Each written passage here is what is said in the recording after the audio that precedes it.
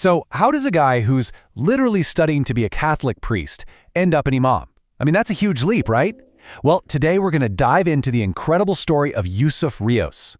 And what's wild is that his whole journey starts with a deep, profound love for Jesus.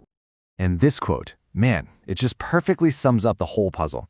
You see, this wasn't about him losing his faith. Not at all. It was actually the opposite. It was about two incredibly powerful beliefs crashing into each other, forcing him to question everything he thought he knew about God and about the person he loved most, Jesus. All right, so to really get this, we've got to go back. Let's look at his background, what put him on this pretty unconventional path. Because this didn't just happen overnight. This was the end result of a lifelong search for real meaning. So he grew up in this really religious family, right? But it was split, half Catholic, half Protestant. He ended up leaning pretty hard into the Catholic side. But then, as a teenager, he gets hit with the harsh reality of the secular world. We're talking crime, drugs, just this feeling of darkness that made him feel totally lost and looking for something, anything solid to hold on to. And his reaction to all that darkness? Well, it wasn't exactly subtle. He didn't just, go to church a bit more. He swung completely the other way.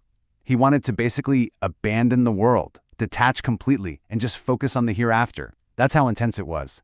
First, he thought about becoming a monk, and then he went all in, enrolling in a seminary to become a priest.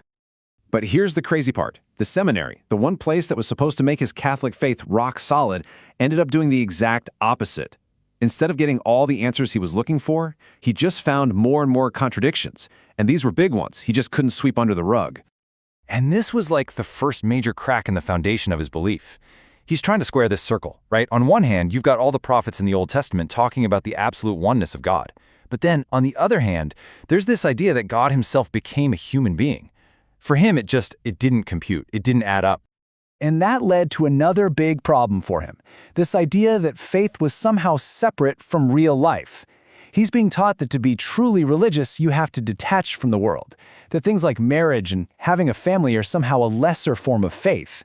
And he's just thinking, wait a minute, what is the point of a religion if it doesn't have guidance for society, for family, for all the messy stuff that comes with just being human?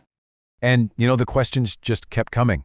He's reading the Psalms and sees verses that say God creates evil, which totally clashes with what he's being taught. Then he gets frustrated by how little hard historical data there is on Jesus' life, especially compared to other big figures from history. And then, maybe the biggest one of all, what about all the good people in other religions? All the righteous people, are they just doomed? It was a huge moral problem for him. So this is super important to understand. His entire search, it wasn't him rejecting his faith or his background. Not at all.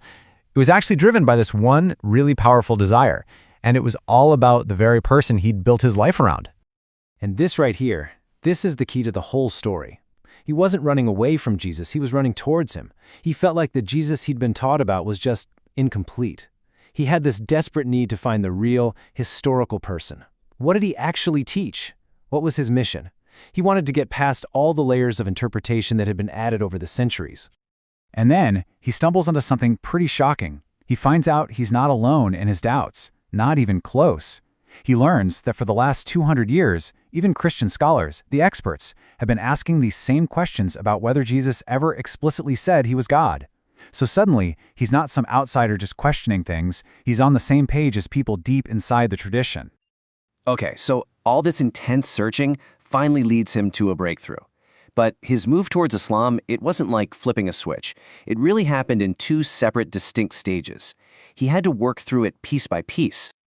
So the first big step was getting completely on board with the idea of Tawheed.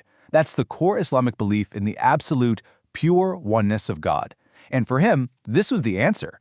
It solved that huge conflict he'd been wrestling with. It felt like coming home, like going back to the original, pure belief of Abraham, something that connected all the Abrahamic faiths instead of dividing them.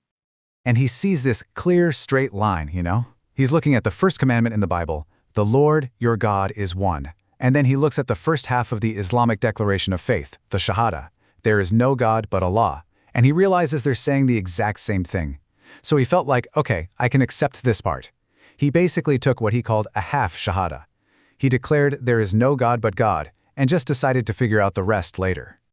But that led him to the next, and honestly, a much bigger hurdle. See, his entire life, he'd been taught that any prophet who comes after Jesus is a false prophet, maybe even the Antichrist. So he had this real deep-seated fear about accepting the second part of that declaration. And on top of that, he had to deal with one of the biggest stereotypes about Islam, right? The whole idea that it was a religion spread by the sword, forced on people. For a guy who was looking for peace and spiritual truth, this image of a warrior prophet was a serious roadblock. But then, this is where his own background gave him this totally unique angle. He thought about it and realized, wait a second, for my own people, Latin Americans, it was Christianity that was forced on us by the sword. And that incredible irony just flipped the whole script for him. It made him look at that accusation against Islam completely differently. So what was the final piece of the puzzle? What finally convinced him to accept the Prophet Muhammad and say the full declaration of faith? And, just as important, what happened next? What was the real-world cost of that decision? Well, the turning point was when he really started studying the life of the Prophet Muhammad. And what he found was, unlike the historical record for Jesus, there was just a ton of documented, verifiable information. But even more than that, he saw a leader who didn't just talk the talk, he actually built a society based on faith and justice. It was a practical model that answered all those questions he had about what role religion should play in the real world.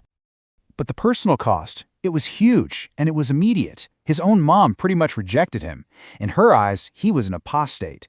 You have to understand, in his culture, leaving Catholicism, it's not just changing your religion. It's like turning your back on your entire heritage, on being Puerto Rican. But here's the beautiful part of the story. While he lost his birth family, he found a new one. The Muslim community just wrapped their arms around him. They became his family, his support system, his safe place. They filled that hole that was left and gave him a whole new sense of community. So when you boil it all down, his reasons for choosing Islam really came down to three main things. Number one, simplicity. Just a crystal clear belief in one God, no confusion. Number two, authenticity. He could actually look at verifiable, preserved history. And number three, practicality. This was a faith that gave him a real blueprint for how to live every part of his life. So, we'll end with his message for anyone else out there who's searching. He says, if you're curious about Islam, don't just read books about it. He says you need to encounter three things directly. First, the Quran, the actual scripture. Second, the Prophet himself. Really learn about his life. And third, look at Islam as a whole civilization and see everything it's given to the world. And that really leaves us with one final big question to think about, doesn't it? What's the real difference between just believing in someone from history and truly deeply seeking to know them? His journey seems to suggest that maybe the deepest kind of faith isn't found in just accepting the answers you're given, but in that relentless, honest search for the truth, no matter how unexpected the destination is.